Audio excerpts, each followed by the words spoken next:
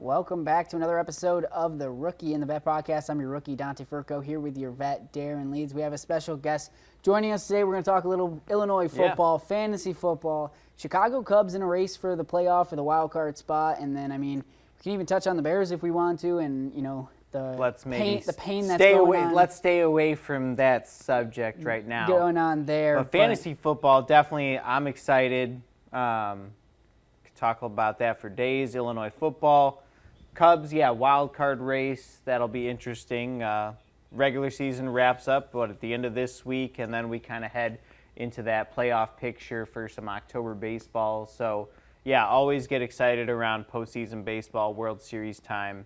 And things looking pretty good. Yeah, and like I mentioned, we have a special guest here today, our ABC reporter and Fox Illinois reporter, Carson Gourdie, joining us. Glad to have you here, Carson. Talk a little sports.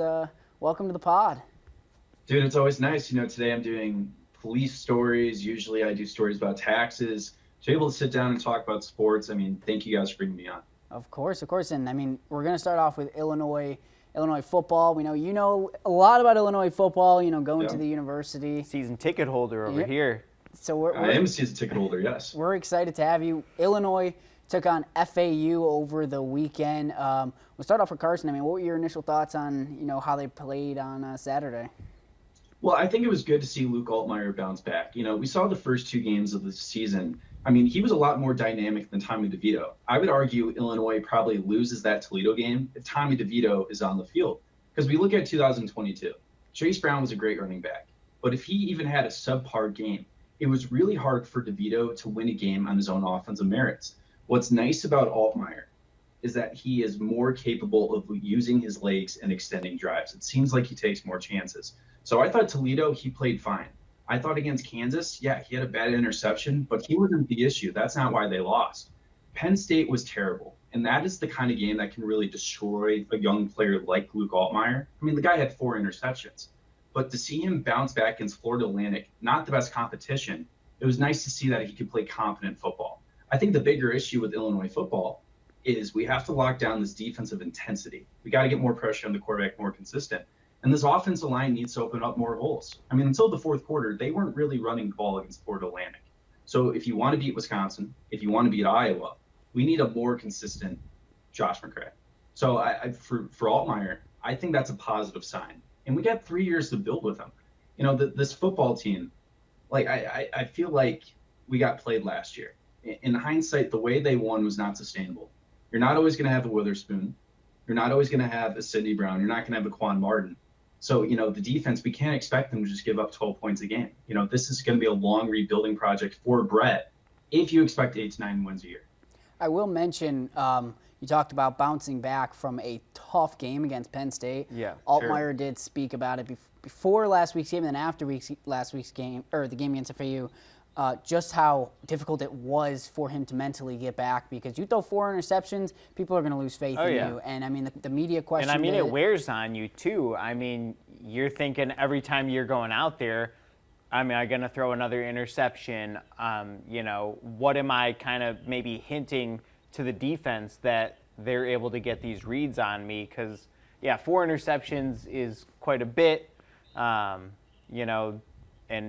I can see how that kind of takes a toll on just your mental state in that game and then going into the next game. But I liked a lot of what Carson said, and that's kind of what I was saying, have been pretty much saying this whole year is, Altmyer, big improvement from that Tommy DeVito last year. I really liked the points that Carson made up with, DeVito kind of relied a lot on Chase Brown. But Altmyer's getting it done with his legs too, helping to kind of bring us a little bit more in that running game. Our running backs have not been very dynamic this year. I don't even think they've cracked 100 yards. I will say, because perfect a pair yet. As the video's up, Aiden Lawfrey. No, they haven't cracked 100 yet. But Aiden Lawfrey getting a touchdown. You've seen the video right there. Lawfrey is a freshman running back that I really like. I feel like the running back room's starting to come on. We saw it last week with Caden Fagan having a good game rushing. I think he only had 3 attempts, but it was 25 yards on the attempts. You had Aiden Lawfrey with a touchdown, Reggie Love, finally kind of getting things moving more, and then McCray getting things moving. Carson, what were your kind of thoughts on the running back group last game? Well, the running back group has a bunch of potential. I mean, Illinois football fans of Brett Bielema's first year, there wasn't a lot to be excited about with that offense. You know, if Illinois fans remember, Tony Peterson was the offensive coordinator and Brandon Peters was quarterback. You know, they were scoring 18 points a game, and they finished a pretty rough 5-7 because of the offense. Josh McCray was the shining light. Like, if you look back to those Maryland games, those Purdue games when he was a true freshman, I mean, he looked like a Wisconsin running back. He looked like the next Monte Ball, the next James White, the next Ron Dane for Brett Bielema. I remember when they played 2 years ago in West Lafayette, I think McCray had 160 yards of rushing. So we thought the Illinois fans thought this was the guy to build, you know, the program around. So, you know, with McCray, I feel like you got to give him touches. We saw a little bit of momentum against Florida Atlantic. I mean, the guy's a bulldozer. With Reggie Love, he seems like he has a lot of potential to be a two-way running back. Literally throw him screen passes, dump him off, let him make some plays in space. Because this offensive line is not played as strong as it has last year. We have to let our playmakers like Isaiah, and we have to let playmakers like Reggie, you know, make some moves. I don't know if you watched all the way up to the last play, Carson, and it goes for Darren as well. What were your thoughts on Caden Fagan kneeing the ball with a clear touchdown in front of him? It would have been his first career touchdown on the college level, and he decided to drop and let the team run out the clock. You know what they always say is good teams win, great teams cover. Even if he scores that touchdown, Illinois doesn't cover the 16-point spread. My opinion of the team doesn't really change, you know, with an extra touchdown. When you're playing in Florida Atlantic, winning by 6 points or winning by 13 points is really unacceptable in the grand scheme of things. Realistically, pretty smart football play, you know, dropping down, and I think it shows that he is a team player. But with the overall substance of the season, I really don't think it has that much impact. Mm-hmm. Yeah. I like this Carson guy on here. He thinks the way I kind of think. Yeah, it's we, not me. I mean, yeah, it looks good for his statistics, but at the end of the day, you want to lock that ball game down, get the win. Yeah, like Carson said, it wasn't a pretty win, but a win's a win. I mean, yeah, they don't need to cover the spread or anything like that. You know, nobody's putting money on Illinois football or anything because, I mean, you can't. Mm-hmm. But, yeah, everyone had Illinois kind of blowing them out by somewhere between 20 to 30 points or so, something like that. So, I mean, yeah, just solidify that win. Let's get it over with. You know, move on to that next opponent. And, yeah, probably should not have struggled against FAU as much as what they did. Kind of reiterating what Carson had said earlier, for as much as this defense is hyped up, there needs to be more sacks on the quarterback. There needs to be those defensive linemen breaking through. I mean, Randolph, Newton, should probably combine for about 4 or 5 sacks a game with just how much we've been talking about them, you know, through the preseason and now here in the regular season. I will jump in and say while Newton doesn't have the sack numbers this year, Newton might be a top 3 defensive lineman this year in all of college football, if not number 1. His quarterback pressures are, I think, number 1 in college football right now. So he's been kind of unbelievable, but he's not getting the sack numbers. I think he had 2 against Kansas, but other than that, he hasn't really kind of taken down the quarterback. But he's really stuffing the holes, though. Keith hasn't had much of a presence in terms of what we saw last year yet. Maybe give it some time. Maybe we'll see it this week against Purdue. But something I do want to mention is that secondary this year, they just keep getting banged up. I mean, that game against FAU, they were down like 3 guys in the secondary from the start to the end of the game. And we had freshmen playing, which stepped up. But they were just banged up. Luckily, everybody's going to be back. I mean, Taz Nicholson was one guy that got banged up that they needed. They ended up going to Nicario Harper, who I think has actually been molding into that defense, which is really good. I think he's a great player, but he didn't get many reps to start the season, so he kind of filled in.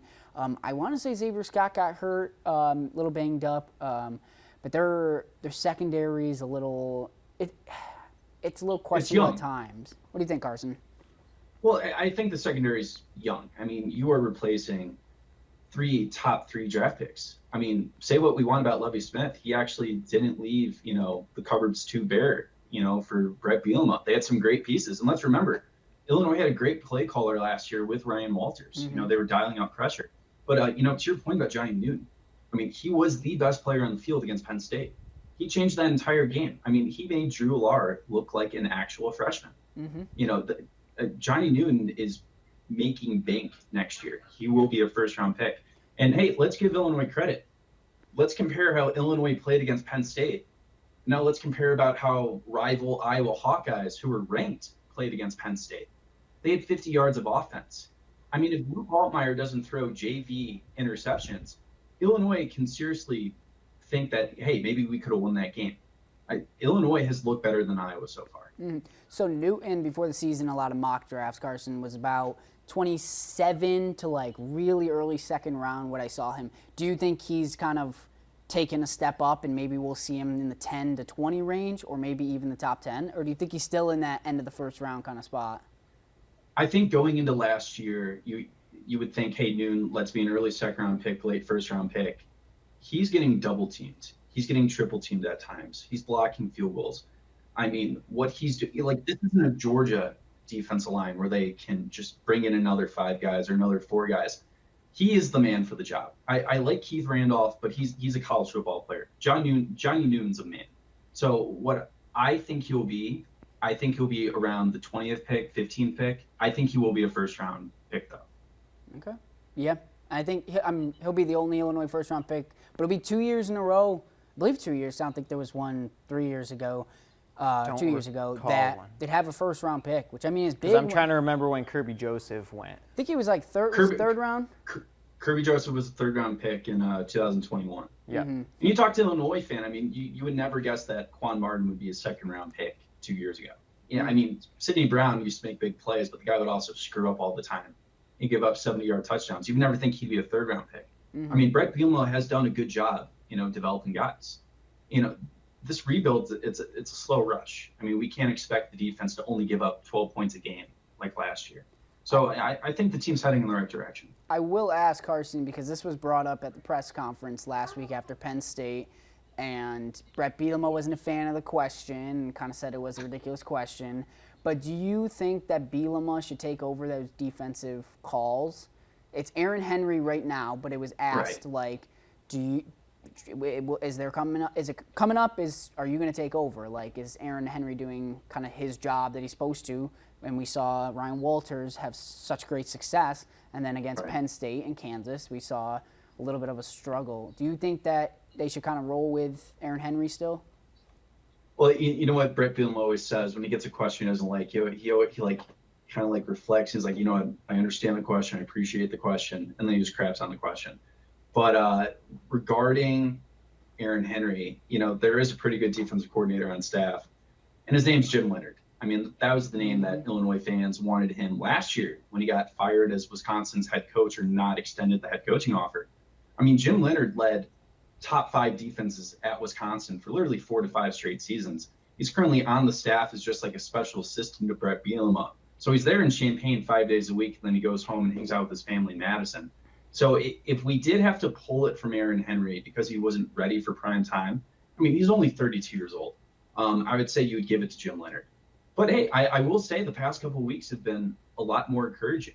The only critique I would say is keep dialing up the pressure. Mm-hmm.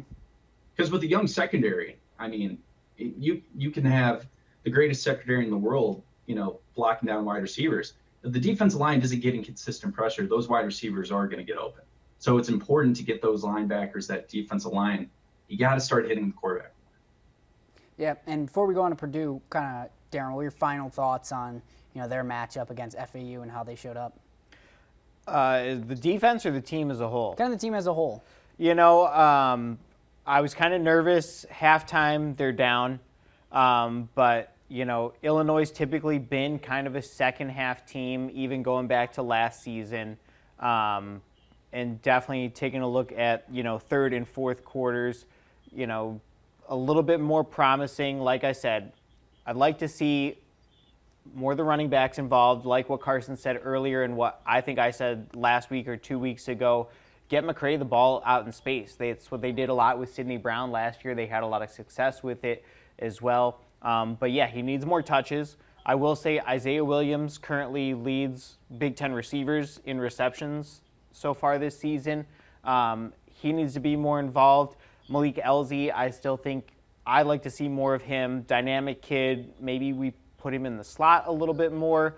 I'm kind of blanking on just trying to pick him out with some of the different plays, but would love to see that kid get a little bit more action as well.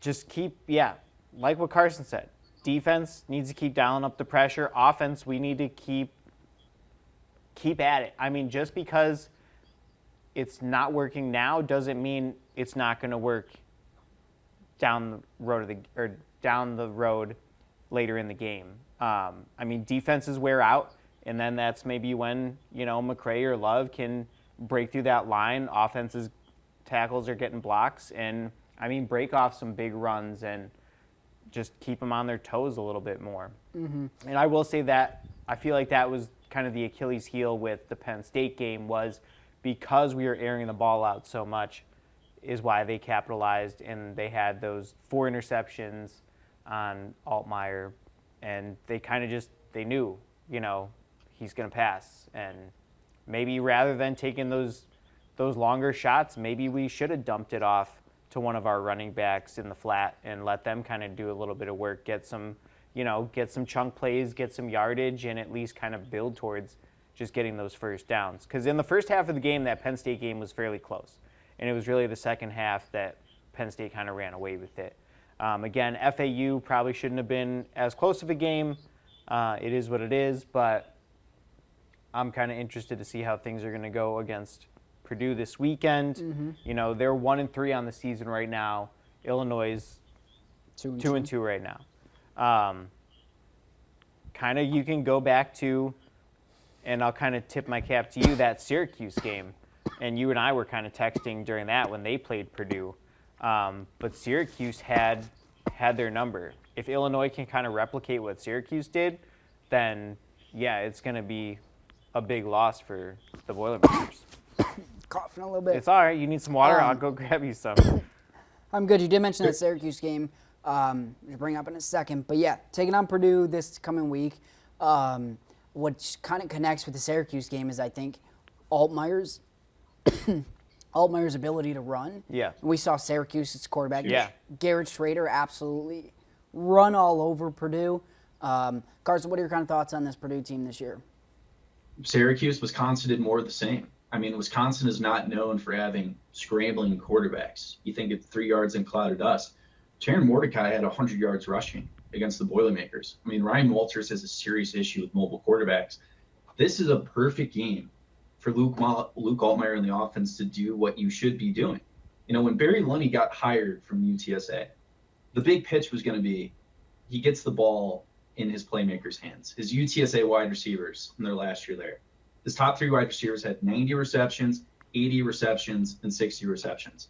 Illinois is nowhere near that. So what Illinois needs to do is get Isaiah the ball, set it up for Pat Bryant, and get that mobile quarterback. I think Luke Altmaier has a great opportunity to get 85 yards rushing and keep moving those chains. And I think Illinois should feel pretty confident about their chances against Purdue this week. I think looking at the Purdue team earlier in the year in terms of what we saw last year, it's a different team. I don't think they're as good as I expected. Right. But Illinois really needs to stop Maccabee. They need to stop Carter quarterback. If they're pressuring Purdue and really getting to them, it's going to be a long day, because I think Purdue's offense is going to struggle against Illinois' defense. So as long as the offense can really, Luke Altmaier can take command and get some touchdowns, it's going to be Illinois' game to lose. Yeah, and Card had a number of turnovers, and I think that Purdue offense had a number of turnovers in that Syracuse game, just kind of going back. That's the most recent game I remember watching of theirs. But fumbles seem to be a big problem for him and their running back. It definitely seems like they can kind of capitalize on that. If we can keep getting that QB pressure in there, I think Gabe Akis needs to kind of step up as well, and I think this could be a big game for him possibly, especially if they can open up some holes in that offensive line, get him maybe rushing the quarterback a little bit, maybe just add a different dimension to it. But I do like kind of what Carson said. If Altmaier keeps doing what he's been doing, and that's running the football when he doesn't have anything going down the field, I think this is an Illinois ball game. We control the tempo, we control the clock, and I could see Illinois easily winning this by maybe 2-3 scores. Mm-hmm. Carson, we'll get into predictions. What's kind of your thoughts for Saturday's game in terms of how it may fall out? Well, yeah, what killed Illinois last year is they had a division title in their back pocket as long as they beat Purdue at home. They were favored. And what happened was Purdue realized, let's use a quick passing game. Let's get the screen passes. So, Johnny Newton and Keith Randolph, they weren't sacking last year Aiden O'Connell. So they were just jumping off quick pass after quick pass going up and down the field. They scored 31 points. So it's going to be important for them to get pressure on Hudson Card and don't let him be comfortable in the pocket. What makes me feel better, if you are an Illinois fan, is Purdue doesn't have those usual playmakers that they have at wide receiver. They don't have a Rondell Moore. They don't have a Charlie Jones, a David Bell. This Purdue team is a shell of themselves. I think Hudson Card is a phenomenal quarterback. Look what he did at Texas last year, filling in for Quinn Ewers. But the reality is Ryan Walters just doesn't have enough pieces for him. So containing Hudson Card and not letting him use his legs is going to be huge. Getting consistent pressure and not letting him, complete those quick passes. This is a game, I know the point spread, it's even right now. It's a pick 'em. I think Illinois should win by at least a touchdown. So what if you had a score, what would you say? If I had to do a score prediction, I would say 27-20. Okay. Illinois? Illinois. Okay, what's your prediction for Saturday's game? I said 2-3 scores. I'm going to go 35-21. Okay. Illinois? I'd take that. Okay. Yeah, I'm going to take Illinois too. I think it'll be close. I would say Illinois 28, Purdue 17. Okay. Let's say Purdue's going to get some touchdowns. It's going to fall that way. Illinois is going to turn the ball over at least once or twice. And we've seen Illinois kind of give up a lot of points off turnovers in that Penn State game. So I think that may be an issue. I think Purdue's defense is decent. It's not what it was last year, I don't think, but it's still they have a good group, and they're going to give a little bit of trouble to Luke Altmaier. But yeah, 28-17, so 11-point game. So wrap it up with Illinois football. We'll get into some more football. We'll go fantasy football, segue into that. Carson, how are your fantasy teams doing so far this year? Dude, I'm kind of killing it, not going to lie. I'm 2-0 in both leagues. I got Patrick Mahomes early. He has been performing for me. He's been scoring 25 points. They always say don't take a quarterback until, third or fourth round if he's really good. I picked him up in the second, because I know consistently he's going to give you 25 points. So he's been the MVP of my team. All right. How are your teams doing, Darren? I am undefeated, 3-0 right now. Yeah, because we're heading into week 4. Beat you week 1, just barely squeaked that out. That was probably my closest margin of victory. I blame Dak for that and the Cowboys defense because Dak didn't get to do anything. I think it was that league I struggled with Dak that week. I can't remember. I just know Tyler Bass hit to take that week 1 Buffalo game into overtime.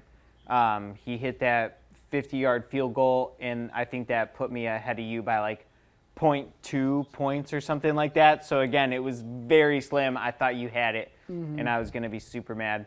And I've had Austin Eckler.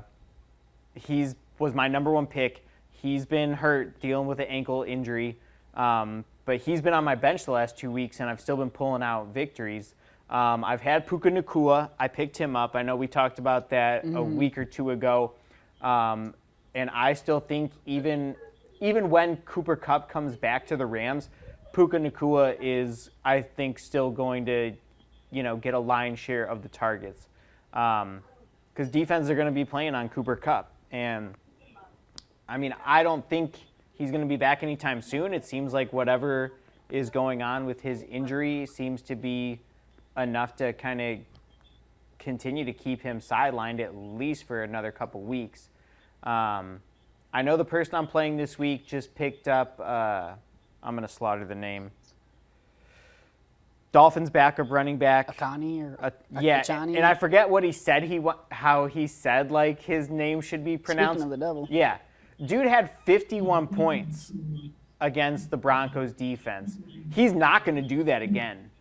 But so if you're going to try and pick him up off the waiver wire, if you've already picked him up off the waiver wire, I'd at least give it another week to see kind of what pans out. I mean, Raheem Mostert also had 40-something fantasy points as well.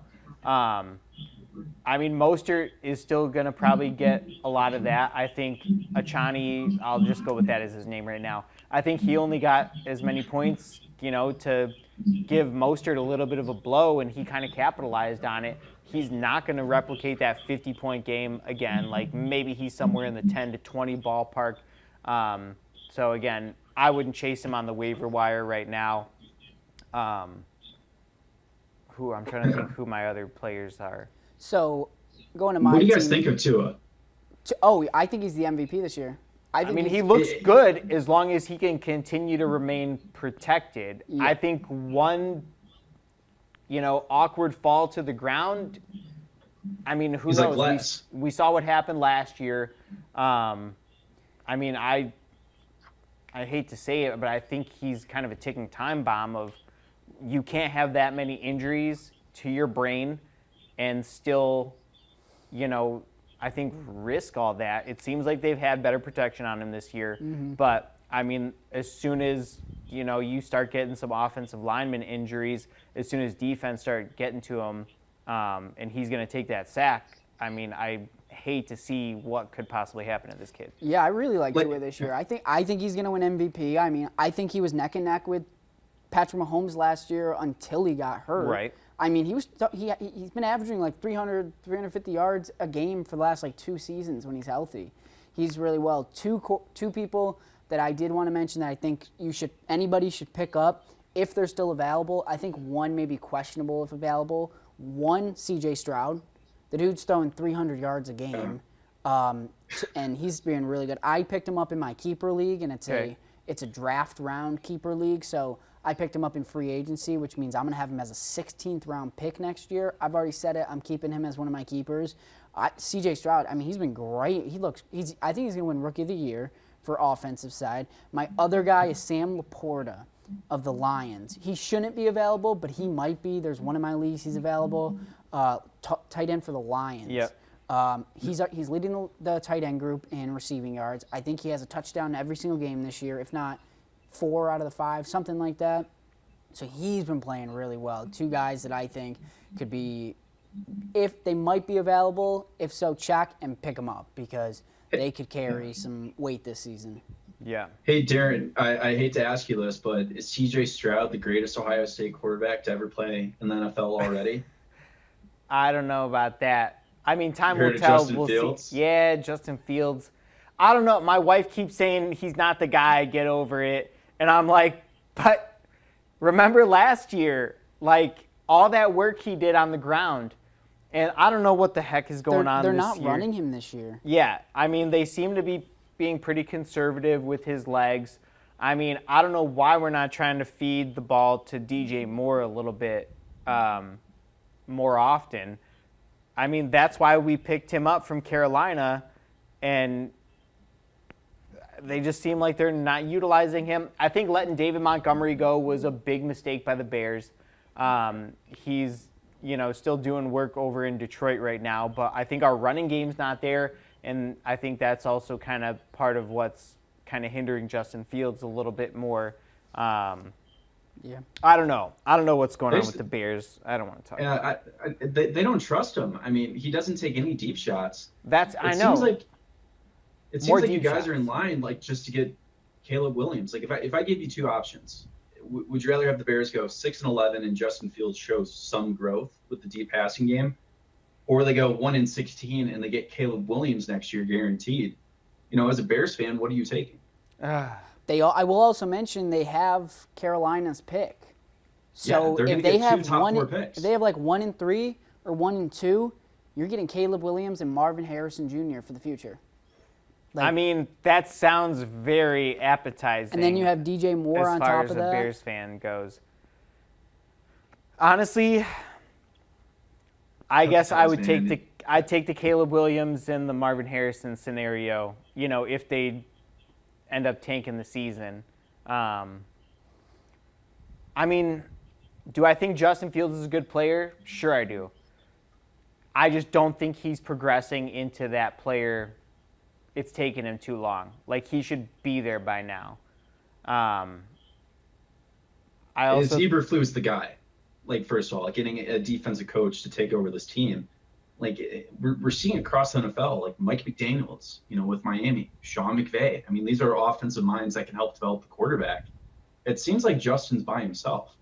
Like, I think he's just screwed. Like, if I put Justin Fields in the Miami Dolphins, he'd probably look a lot better. Mm-hmm. Yeah, I'll agree with that. It's just a mess in Chicago right now with all those coordinator issues they're having, guys resigning. I mean, it's a mess. Yeah, and it doesn't look like it's getting better anytime soon. Honestly, I don't know. It's tough being a Bears fan, I got to say that. But, I mean, that's my team. I've been rooting for them for so long. I don't know. If I was going to pick another team, I don't even know who it would be. Yeah, well. Cowboys? As a Vikings fan, we're 0-3 too. Let's stick with Chicago, move from football to baseball. Chicago Cubs in a big wild card race right now. They've had a good year. I don't think a lot of people expected them to be where they are now. No, it kind of started rough for them, but things really seem to be kind of clicking over on the north side, especially in the second half of the year here. I mean, they're hitting well. They're pitching pretty well. Yeah, the pitching's been good this year, and if Stroman, I can't remember exactly what his status is right now, but if he can come back for this postseason and kind of slide right into the mix, he was having a Cy Young year before he got hurt. Yeah. And then Justin Steele has been unbelievable for them. He had one shaky start, I think it was last week or 2 weeks ago against, I don't want to say the Diamondbacks, I forget, but he had a shaky start. Their bullpen, it could be better. I don't think it's amazing. But their hitting's been good. I mean, you have Christopher Morel, you have Cody Bellinger, who's put himself back on the map. You signed Swanson in the offseason. Yep. Nico Horner's been great in the infield for him, or for them. They've been good this year. And I mean, do I think they're going to win the World Series? No. No. But I do think they can make a pretty good postseason run.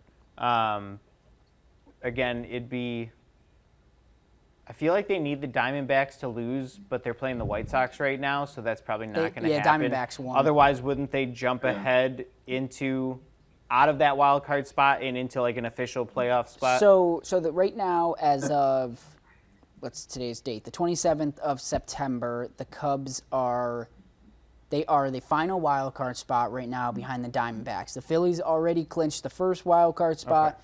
The Cubs are 1.5 games behind Arizona and only half a game above Miami. Chicago's playing a series with the Braves. Yep. Who are the best team in baseball, you could argue. On Tuesday night, they blew a game against the Braves. They were up 4-0, and they had a chance to win that game, but Seiya Suzuki dropped an easy routine fly ball, brought in 2 runs for the Braves. So they lost that one.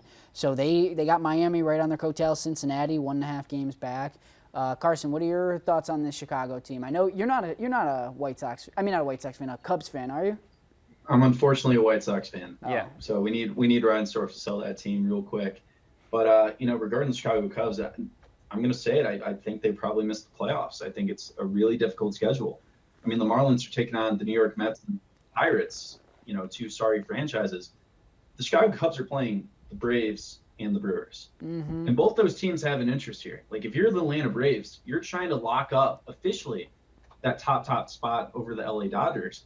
And the Brewers, they, in their first round, they're either going to play the Marlins or the Cubs. If you're the Brewers, who would you rather play in the first round? Do you want to face Stroman? Do you want to face Steele? Like, do you want to face Cody Bellinger? Yeah, I think the Brewers are going to try to win that series and keep the Cubs out of the playoffs. I think the Cubs have had a good resurgent year, But no, they've kind of fallen down the stretch. I mean, Stroman was not pitching the same like he did in July. Hendricks' ERA has kind of shot up a little bit. The pitching just doesn't have the same kind of momentum that it had, in midsummer. Yeah. I think something to keep an eye out on as in this final week could come down to Sunday for the Chicago Cubs. I'm hoping they get in just because I like some of their players, like their story. But I am also, there's something in me hoping for them not to make it because I want Cody Bellinger to have a reason to leave because I think the Yankees are the first team in line to sign him this offseason. Of course. Grew up a Yankees fan. Yeah. I mean, I want to say his dad or grandpa was a Yankee. Something in his family tree. But Dude, he's good. Yeah, he's good. He had a great bounce back year. The Dodgers gave up on him. Right. I mean, he went from an MVP to guy batting like 200. 230. Yeah. And so I'm happy for him. I've always been a Bellinger fan. So hoping he ends up a Yankee next year. I mean, that'll wrap it up here on Rookie and the Vet. Thank you to Carson Gourdie for joining us. Hopefully we can have you on soon. I mean, we had a good episode. I think we were hitting like 40 minutes on this. Always great bringing you in to talk Illinois football. We talked fantasy, a little Bears, unfortunately, and then some Chicago Cubs as they hopefully get ready to make a postseason run. Anything else you want to add before we head out, Carson? No, I just want to say, guys, thanks for bringing me on. Should be a fun Illinois-Purdue game. Illinois is trying to win back that Purdue cannon. This is a rivalry trophy game. And, if you're an Illinois fan, over the offseason, you saw Ryan Walters and Brett Bielema have a war of words. I mean, this is a must-win game for the program for Illinois. You can't let your little brother, Ryan Walters, punch you in the mouth in the first year. But, hey, thanks for bringing me on, guys. Yeah, of course. Absolutely. That'll do it here on Rookie and the Vet. Make sure, if you don't already, watch us on YouTube, stream us on all podcast streaming platforms, Spotify, Apple Podcasts, Google Podcasts, Audible, you name it, wherever you get your podcasts. Make sure to stream us, like us. Make sure you subscribe so you know whenever a new episode comes out. Yep. Yeah, that'll do it here on Rookie and the Vet. Thank you to Carson Gourdie for joining us, and we'll see you next time.